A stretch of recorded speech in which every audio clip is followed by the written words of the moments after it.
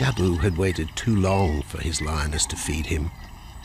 Overnight, his stealth carried him into the path of a careless zebra. The rest of the herd is still skittish. One animal had already lost his tail to a hungry pride, but for the dazed stallion, it was all over in seconds.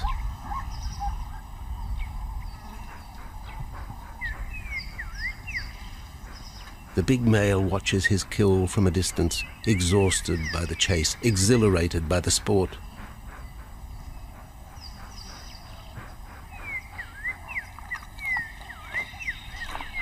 Jabu will feast later. Tired from the hunt, he needs to rest.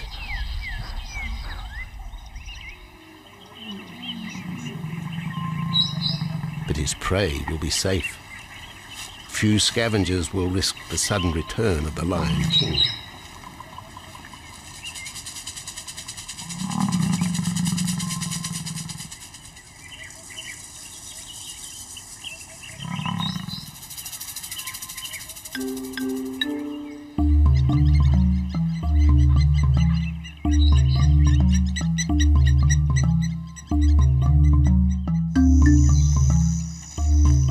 Zulu trackers follow the spoor of Nabamba's pride across Mziki Marsh.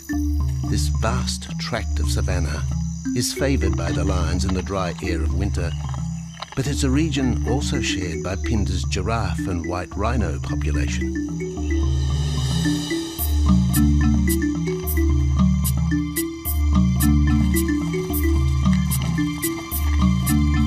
Through modern times, most of southern Africa's wildlife has been ravaged by hunting and habitat loss. Farmland, overgrazed and buffeted by domestic stock, has ripped the heart out of the original bush. The open, broad-leaved woodland, acacia bushveld, and wetland habitat had all but disappeared, taking with it the wildlife.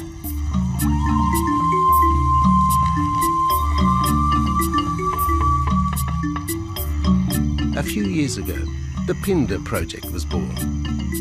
17,000 hectares of farmland bought up in KwaZulu-Natal along South Africa's eastern seaboard. What followed was the largest game restocking program ever seen on the subcontinent.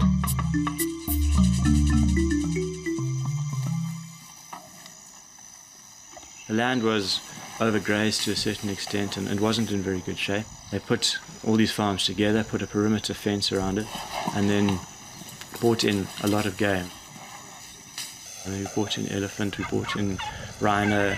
We started off with those sort of animals and then started with cheetah, bringing in cheetah onto the reserve, mainly to get them used to the area before the lions came on, because the lion is a more superior predator as such and would dominate the cheetahs. We wanted to get them settled first before the lions came in.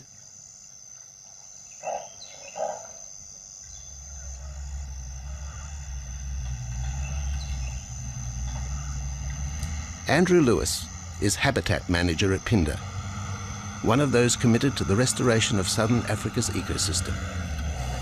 Pinda is the Zulu word for return, and the aim of his company, Conservation Corporation Africa, is to return the land to its traditional wildlife and at the same time restore the habitat to its original state.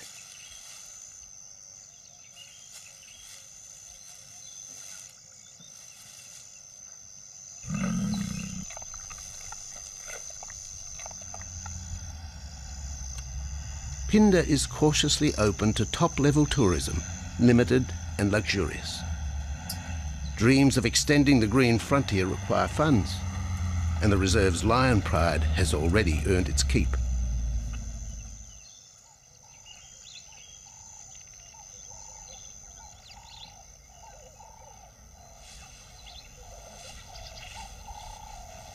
The lions on this property are actually generating revenue for the property through ecotourism, and that they are a benefit to the wildlife because of the draw card. And a few animals, lions, elephants, for example, and rhinos, I mean, and possibly giraffes, but those are your main ones that people come to see.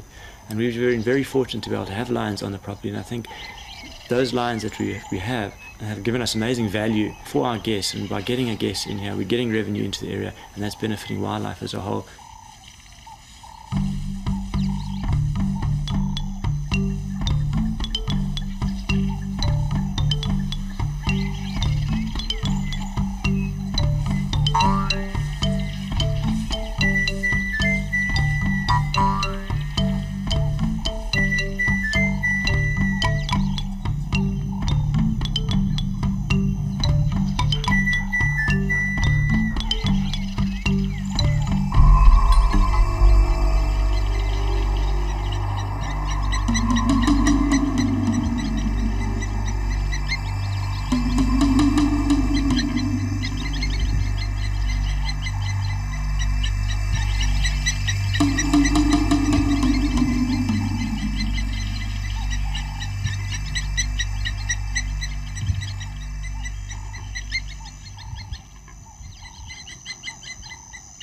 Jabu has returned to his kill. He licks the bloated carcass, but still there is no feeding. Lions will gloat over their prey, delaying the first bite until the meat ripens. For Jabu, the prospect of the meal is to be relished as much as the eventual feast.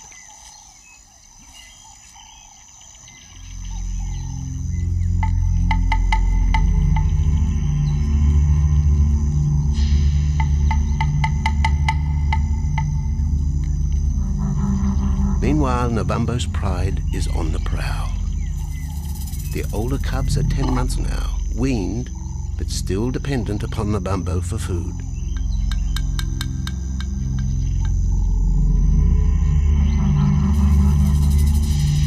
The cubs are learning to stalk, but they won't kill for another 6 months. Young male lions are usually ejected from the pride when they are about 2 years old. Fending for themselves, they form hunting groups with other isolated males. Nabambo's cubs aren't sure what to do with prey so close, but the lioness isn't far behind. Their time for hunting will come.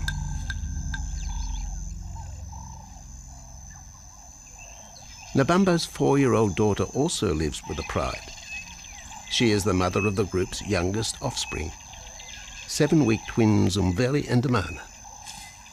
The little cubs have been hidden since birth, and now stay close within the protective circle.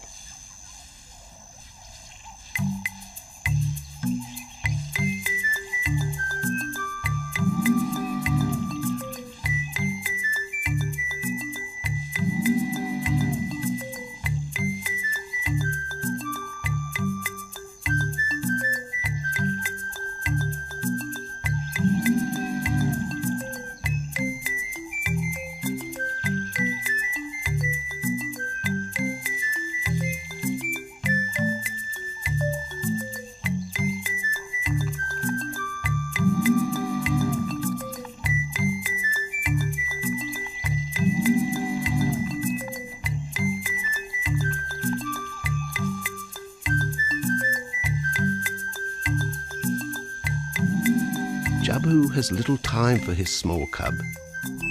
When he is older, Damana will hunt with his father, but for the moment, the big male has nothing to do with his young son.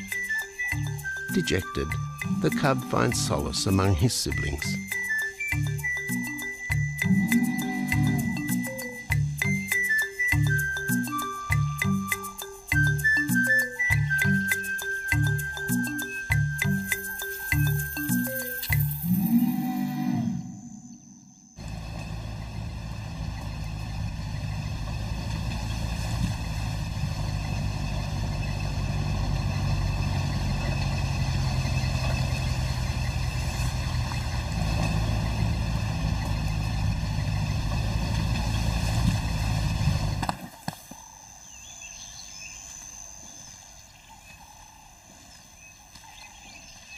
A young giraffe lies helpless in the grass.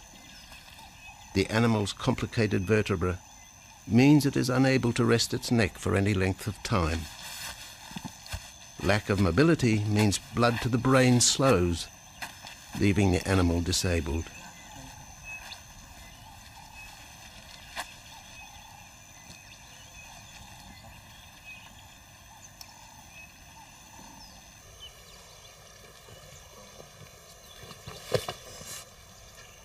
efforts to lift the head fail, and rather than leave the giraffe vulnerable to predators, the young bull is shot by rangers.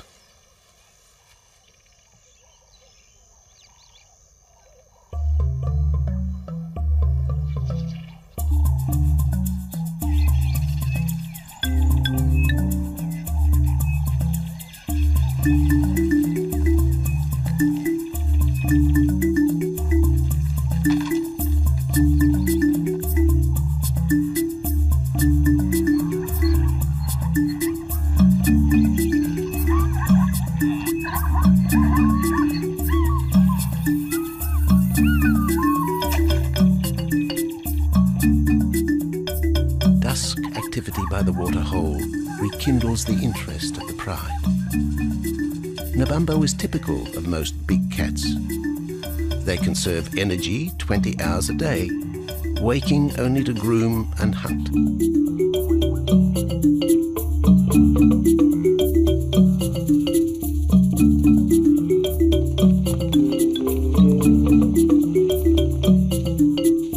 The lioness shows little sign of her injured leg, but the tusks of the warthog have torn sinew and muscle, slowing her in the pursuit of prey.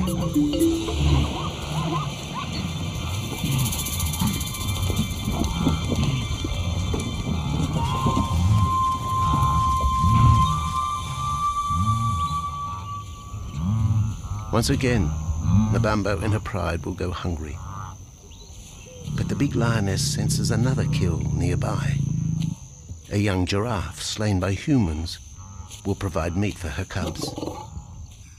Leaving the pride, Nabambo follows the scent.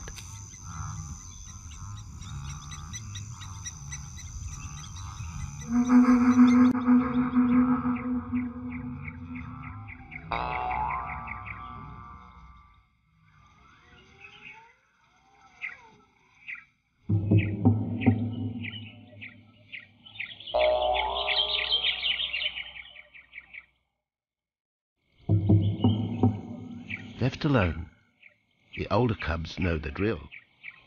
They will wait for Nabambo's call to take them to the kill.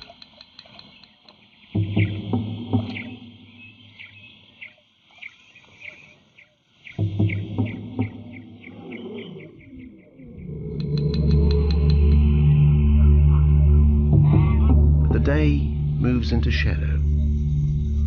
The cubs are restless and a little afraid. Adult lions have few enemies, but cubs, even those 10 months old, are at the mercy of leopard and other predators.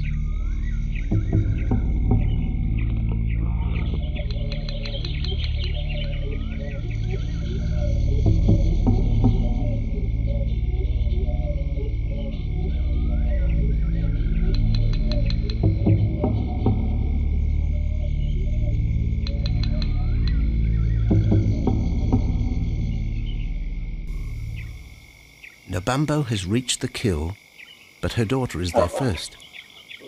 Even though females hunt together, rivalry for the prey is fierce.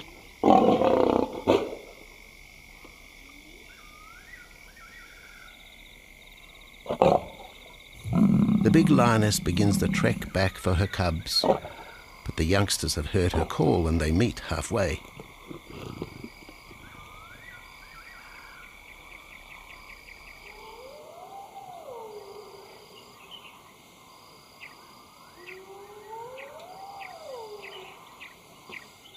Nabambo settles herself in the long grass. The cubs are unfamiliar with her behavior.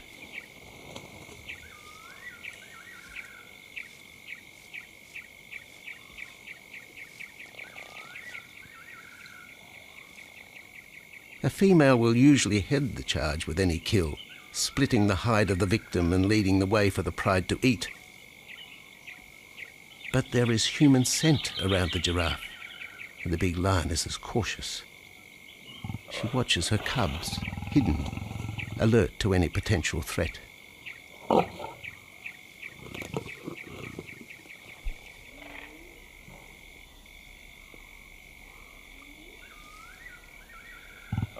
The cubs are curious, confused by this new smell.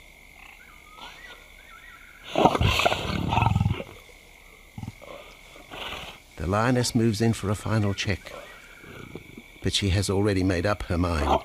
The carcass is tainted. There are foreign traces, a dangerous ambience. Instinct tells her this is not food fit for her cubs. Disappointed, the bumbo moves away, the scent of another night stalk already in the wind.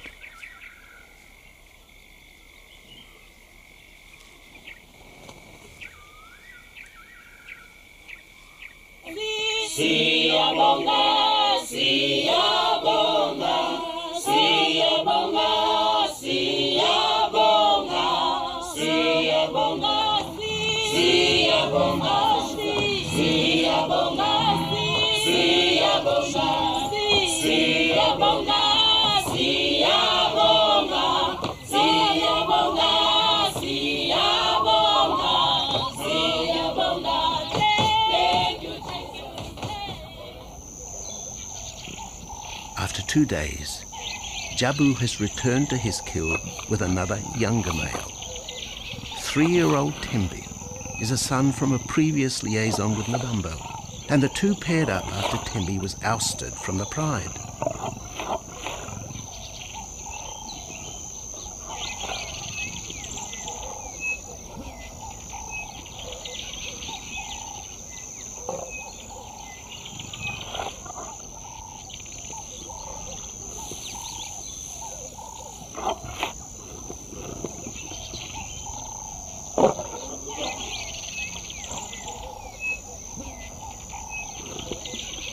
Pride males are lazy and will gladly let the females track down prey.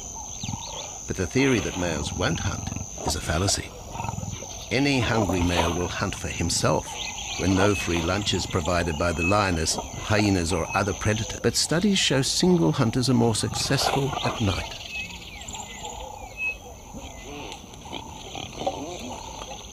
Lions are sociable cats, the only group to take part in communal hunts.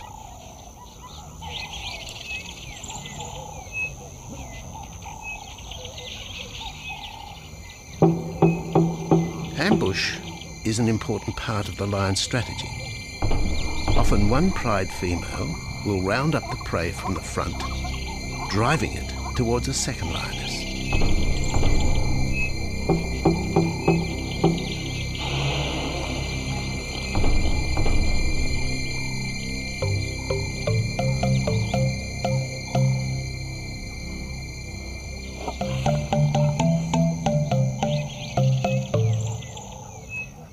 As in most cases, the pride male will only get involved if he has to.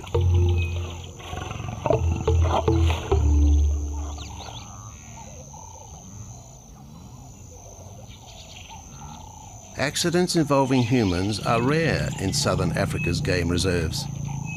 Our primal fear of being eaten has been well documented, but in fact, lions seldom attack if they're not provoked.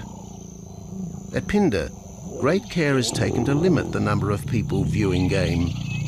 Emphasis is placed on causing the animal as little stress as possible.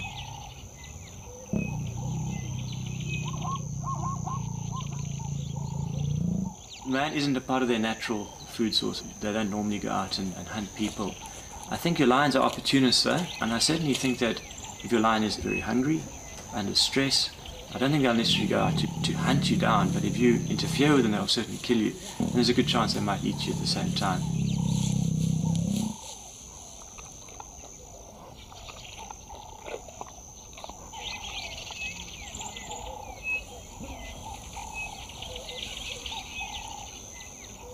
With all animals, it's how you treat them is what's the reaction you're going to get back from them. Certainly at Phinda, all our guides go through a training course, and they're all brought up to a certain standard. There is a certain operating ethic with regards to viewing animals, and we certainly try and be as sensitive to the animals as possible.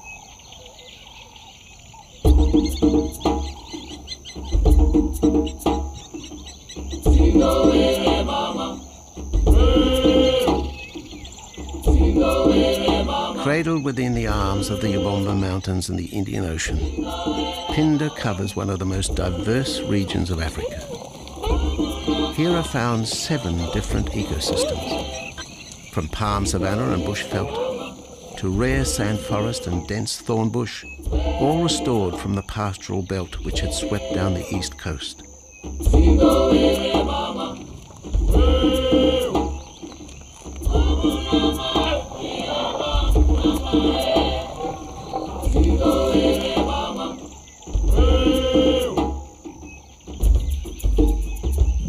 Where cotton, pineapple and cattle farms once stood, lion now roam their habitat again, alongside some traditional neighbours.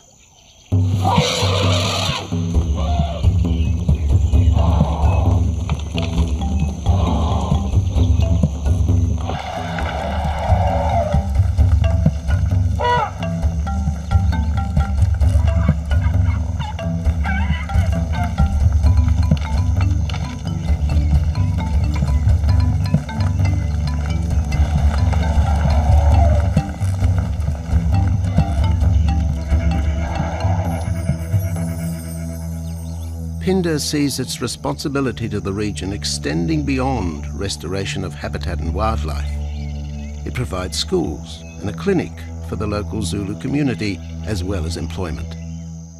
In the eyes of Andrew Lewis, essential ingredients for a successful operation. It's very important to involve the communities around your reserve because they have to benefit as well. There's no point in just taking land, get some investors to invest in it. But if you don't allow the people who are on the periphery of that reserve to benefit from it, you're going to have an immense problem with poaching, and they're going to cut your fences down, and you're just going to have an uphill battle.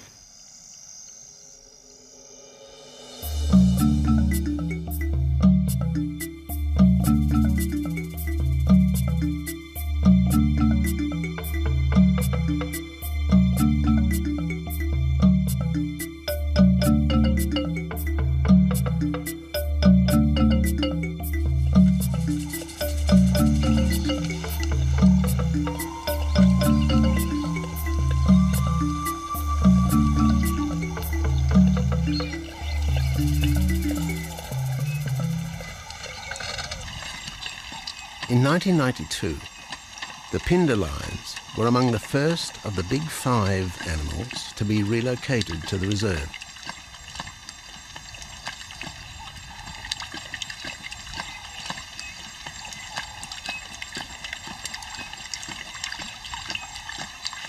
The original pride came from the northern province of South Africa, a vast scrubby region flanked by the ragged Drakensberg Mountains near the Mozambique border.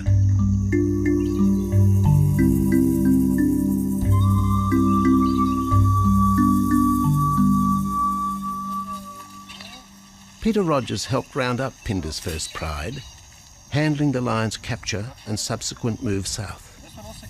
Today, he's head vet at the Hoedspruit Research and Breeding Centre for Endangered Species, overseeing its cheetah breeding program.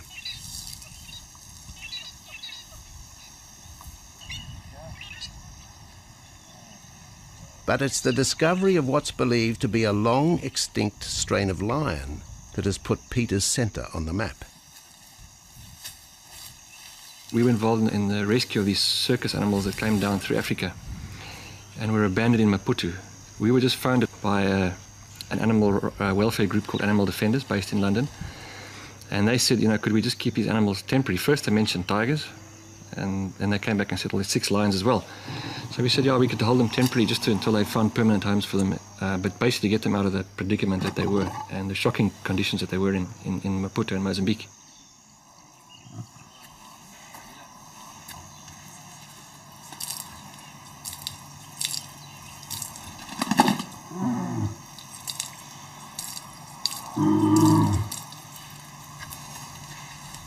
When the lions arrived at the breeding centre, their size, pale colouring and the male's thick black belly mane put them into the category of the Cape or Barbary lion, not seen in the wild since the early 1920s. A few still exist in captivity, and a male and female were brought to South Africa from an Italian zoo for breeding purposes. But attempts to mate Akef, the big male from the ill-fated Mozambique circus, with the Italian female are proving difficult.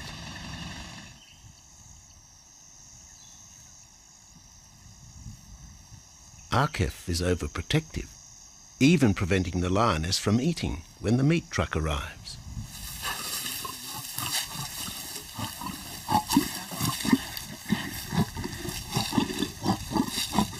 Finally, though, Sisi makes her breakthrough.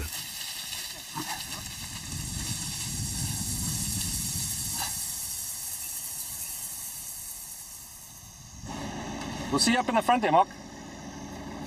You're going to go to that sort of middle central area. Where are you going to go? In the next enclosure, Arturo, the Italian Barbary male, is about to be sedated. His attention to his sister Sisi through the fence is hampering mating efforts, and Peter Rogers is keen to move the big male. He shoots the dart into Arturo's rump. Arturo has been sterilized, but while his breeding days are finished, he'll live out his days at the center. 1.5 minutes now, so His female companion, another Barbary from the Mozambique circus, is drawn away by the meat truck.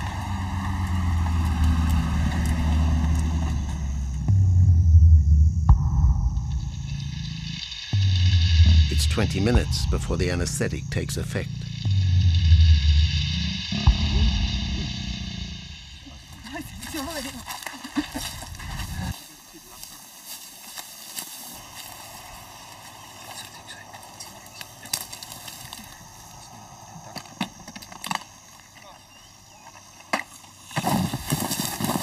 It's nice to be the supervisor. Slowly.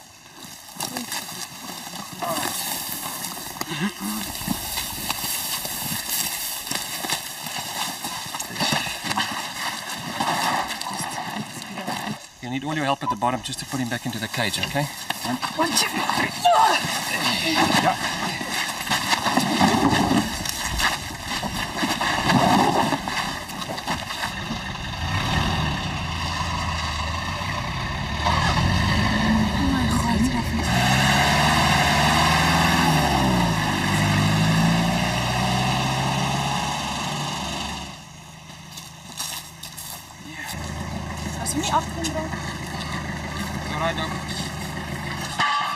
The anesthetic gives Peter Rogers and his team a chance to check over the 12-year-old lion. He'll spend a few weeks in this cage before being returned to his enclosure for observation. I still want to inject him and everything, Mark.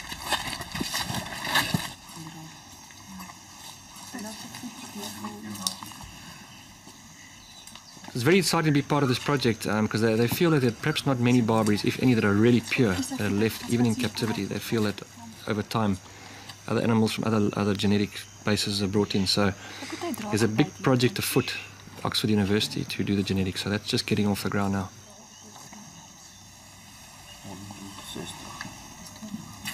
Okay. We just put under the skin and the neck if we can find the skin under this big beard of his.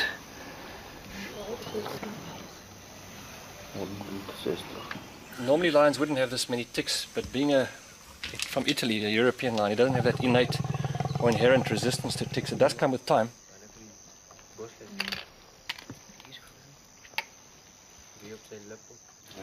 Take a bit of it just like this. So what we can do is we can put him in there and roll him over inside there. His eyes closed. Immediate term now is to get these ones to breed. And we'll take it day by day from there and see how it goes. But the prime object initially was just to get these animals back into good health, and it's developed into something a lot bigger.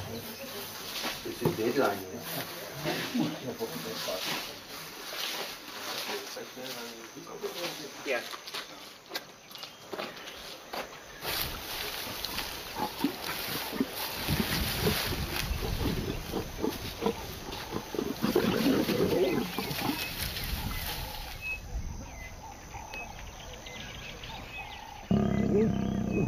While the breeding centre's lions are healthy, it's not the case a few kilometres away in the Kruger National Park, where TB has ravaged half the population. Infected buffalo have been blamed for the outbreak, primarily in the south of the park, and attempts are being made to fence off the diseased area.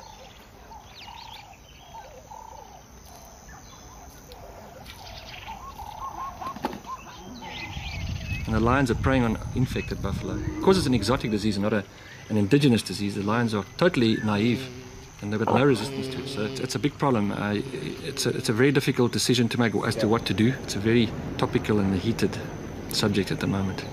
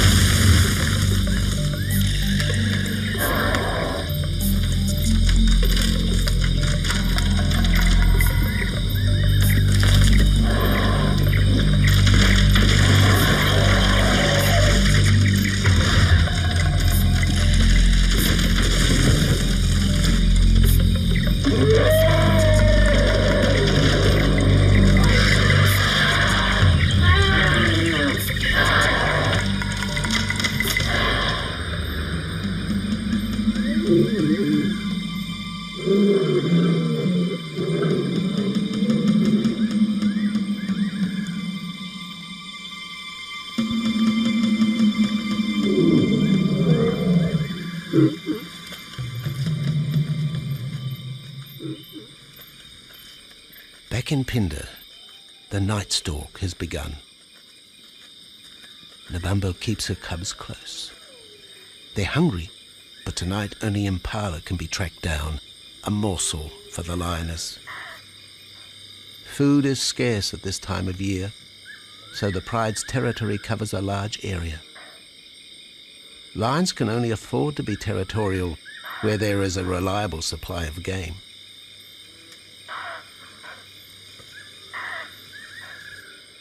Jabu wants to mate. He's been with his pride for nearly a year now. But Nabambo would prefer a larger group of males around her.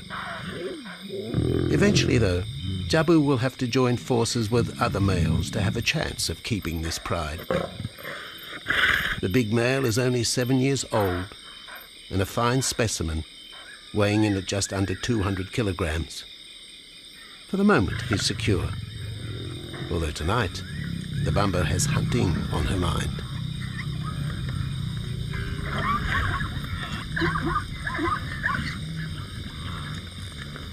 The cubs follow in the lioness's wake.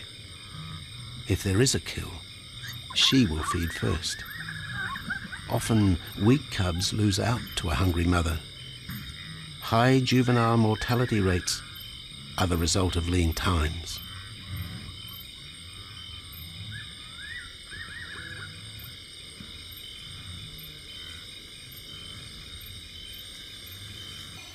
Jabu has had enough.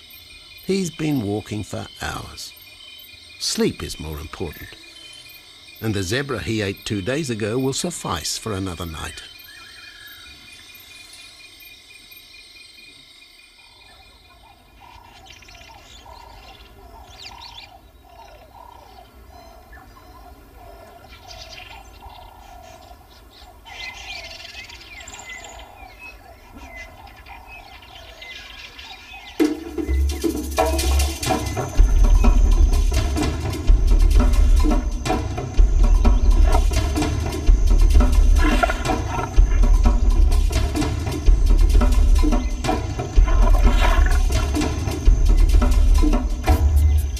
Nabambo has made a kill, a young Nyala buck.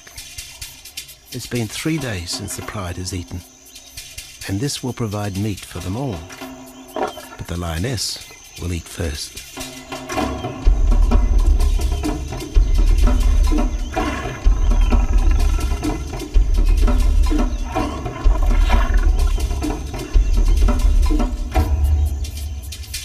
cubs know the routine.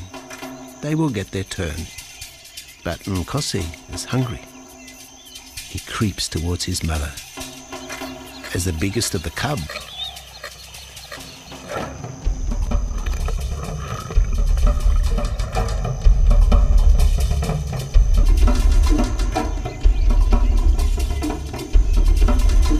Nkosi watches. A lioness can eat more than 20 kilograms in a single sitting. This could be a long wait for the little cub.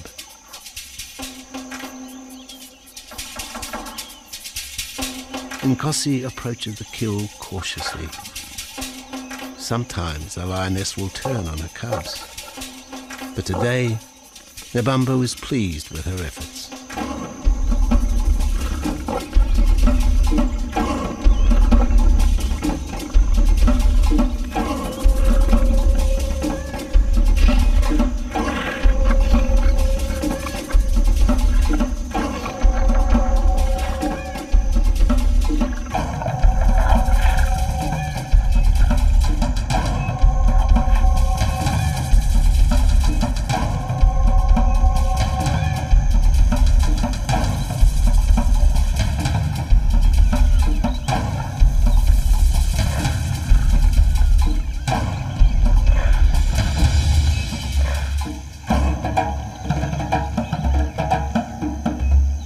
Nabambo has had her fill, for the moment anyway. Lions never eat the stomach of a kill. She will bury it before dragging off the carcass. This way, hyenas and other predators are thrown off the scent. The evidence has been buried. The carcass is no more.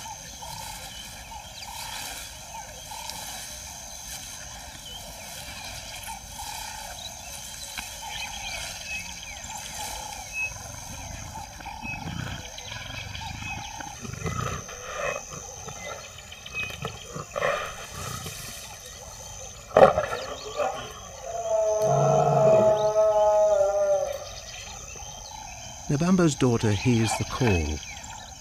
It is the second this morning. The first was the strangling cry of the nyala as Nabambo broke the young buck's back. There was no struggle. The big lioness is a seasoned hunter.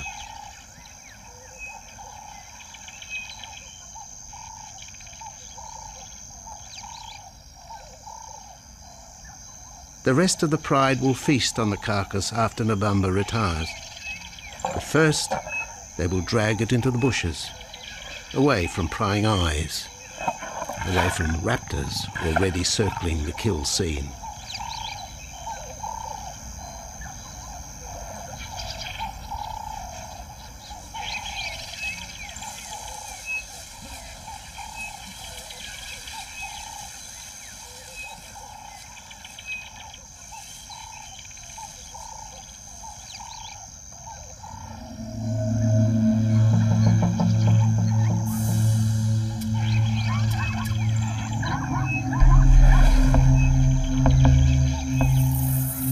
Kill has created a nervous edge. Even the hippo, its bad temper legendary, is flustered, anxious to protect its waterhole. Wildebeest are a favourite prey for lions. Naturally, they feel vulnerable. But for the pride, there is no agitation. Gorged, they will sleep for the next day. Even Mveli and Damana, the 7-week twins, have tasted blood for the first time. But it will be many months before they take part in a hunt. For the moment, they just want to play with Nkosi.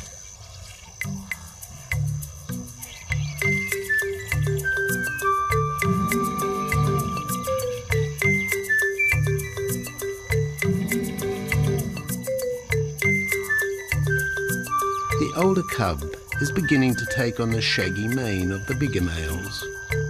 Within 18 months, he will be hunting with them, competing for his own pride. In the meantime, though, he has to contend with his young siblings.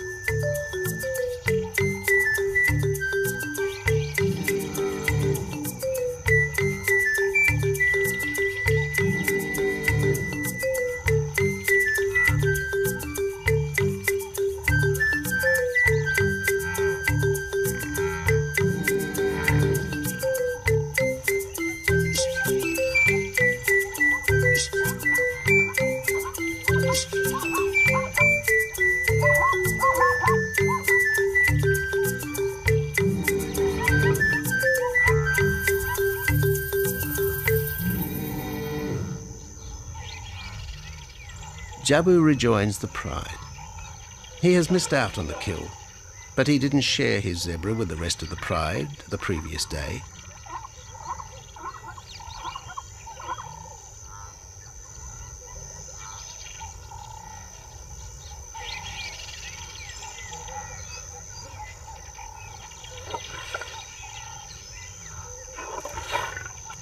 A half-hearted attempt at mating, but the big lion's attention is drawn to a curious onlooker. With the pride so close, the giraffe won't be sitting for long. Drinking and sitting is when they are at their most vulnerable.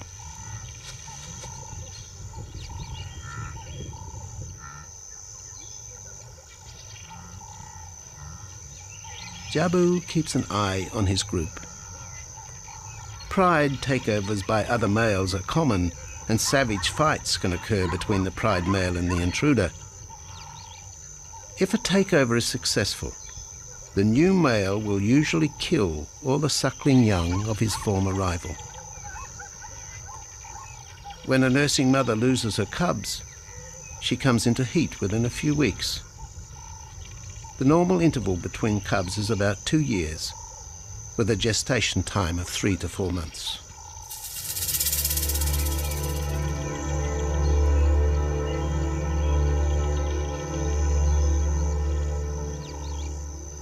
Jabu marks his territory, but it may soon be all in vain.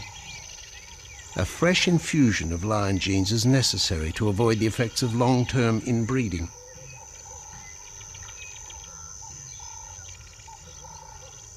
It's likely Jabu and his son Tembi will be swapped for males from another game reserve. This will broaden the bloodlines of future lions and avoid the genetic risks currently facing the pride at Phinda.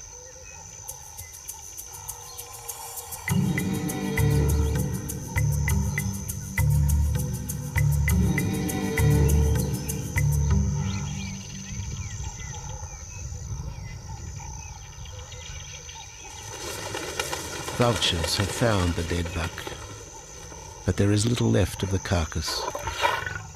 Mbamba and her pride have eaten. The big lioness tries to dislodge Nyala fur from her teeth.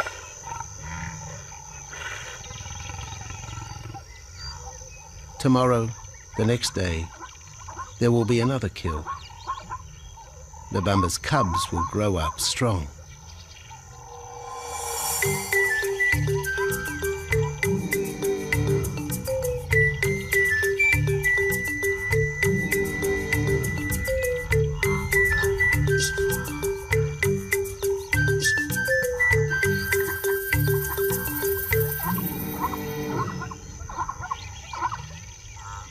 The lion is the greatest of all predators, the essence of all that is Africa. And yet, there are fewer than 50,000 left in the wild. The future for the species lies in managed reserves such as Phinda. Here in Zululand, the lion roams free for the first time since the beginning of this century. At Phinda, the philosophy has always been simple. Africa's wildlife land, undervalued and underutilized, is the continent's most precious natural resource. Focusing on the animals, their habitat and local communities is just the beginning of an African renaissance. Phinda is, after all, the Zulu word for return. Maybe, too, it's a chance for man to redeem himself